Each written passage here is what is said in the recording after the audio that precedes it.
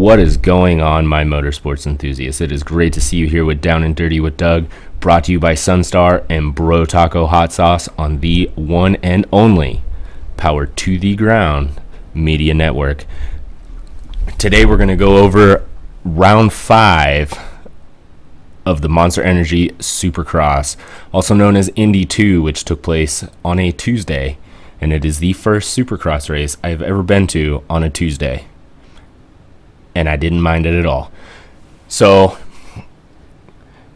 for this race, I think, because the racing was all pretty good, overall it was a good night of racing. Except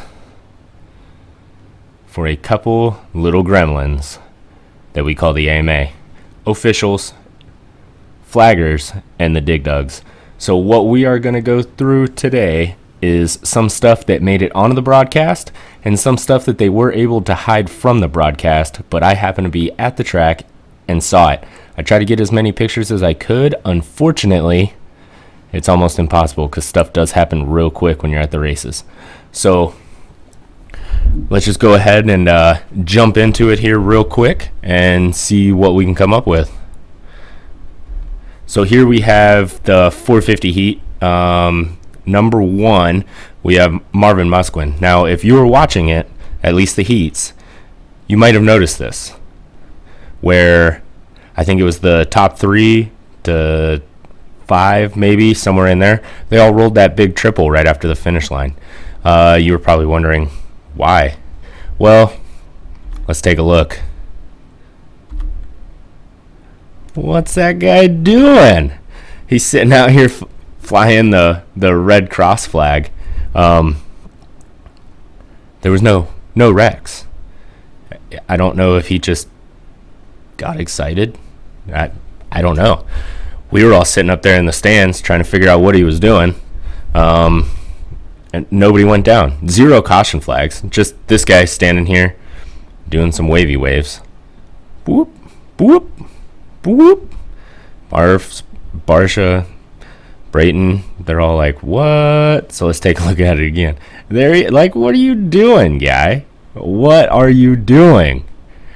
It boggles my mind. So that's how the night started. We got this far without them making any too big of mistakes. I wasn't paying attention to them too much during qualifying. I was out running around talking to people. But what is that? Like, oh my gosh. This is him getting talked to after. No. Bad.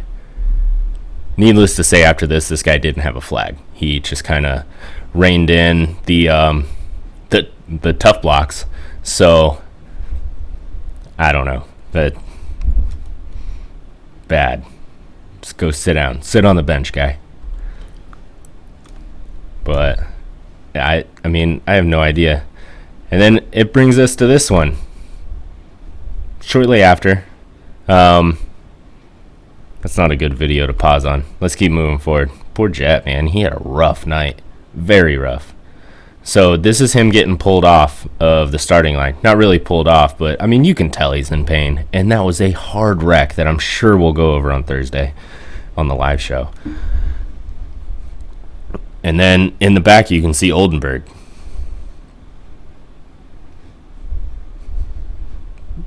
Big controversy there.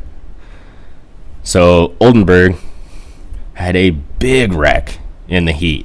I mean, I heard the frame slap the concrete from like 150 feet away. So if you followed the last episode, then you know about where I was sitting. So where he wrecked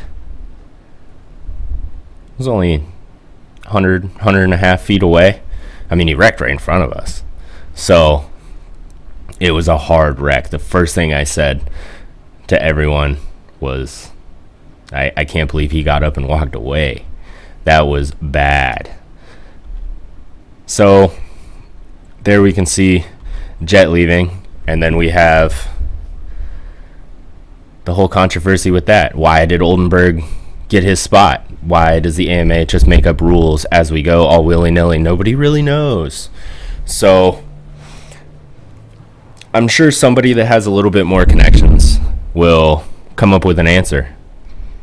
If there is an answer, a real answer, not just a politically correct answer or just no answer at all. I mean, I'm kind of at a loss. So I personally thought that it probably should have gone to Piazza. And what I heard is it didn't go to Piazza because the AMA thought that Oldenburg changed out a frame. So they wouldn't let him race in the LCQ. And if he was in the LCQ, let's be honest, he probably would have qualified.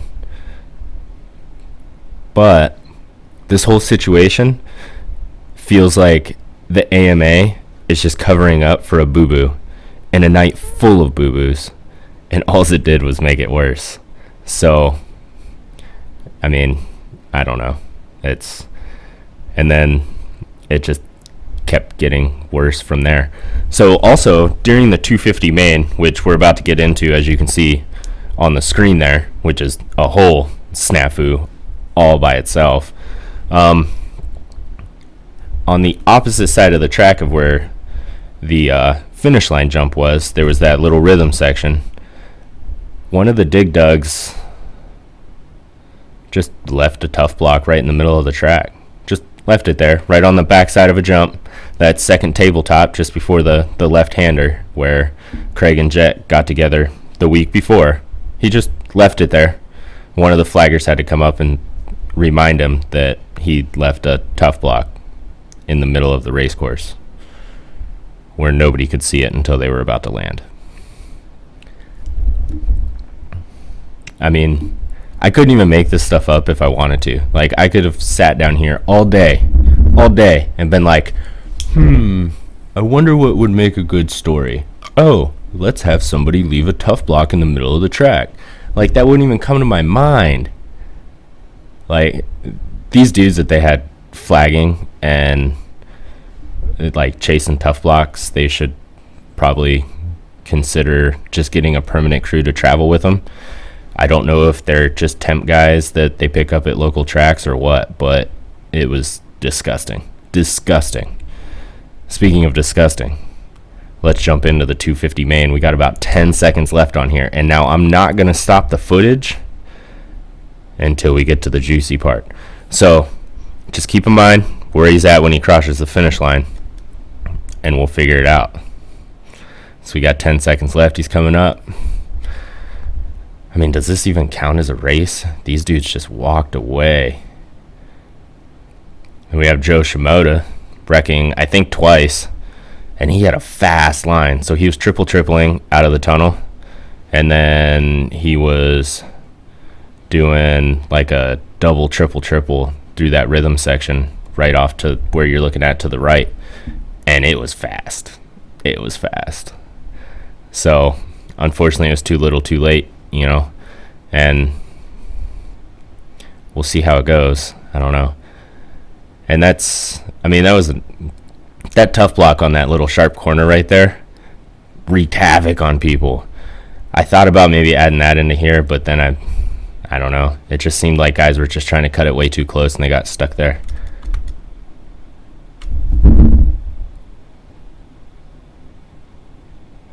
What?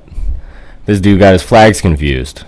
So originally, all of us in the stands were thinking, until I went back and looked at this, and my buddy Skyra sent it to me on Discord, like, WTF AMA, what is this? Which are two acronyms that on this particular night went together like peanut butter and jelly. Like Thelma and Louise. WTF AMA, with the biggest question mark that you can fit on the page. Like, what were they thinking? It was so confusing sitting up in the stands with us trying to figure out what was going on. We thought maybe the timer on the scoreboard was wrong. Wasn't wrong any other race the whole rest of the night. But that guy in the little tower waving the flag, and I don't know. I mean, I'm kind of at a loss for words. One could say he's a little premature. I don't know. You can take that joke however you want. He was just ready to blow it. I mean, I don't know. Maybe he had to go to the bathroom, so he was like, they won't notice. It's on live TV, guy. Like, it's not, the small track outside of the town next to yours, How wouldn't we notice that? And then Twitter blew up, apparently. I don't have a Twitter, but everyone was telling me. Like, I don't even know. It's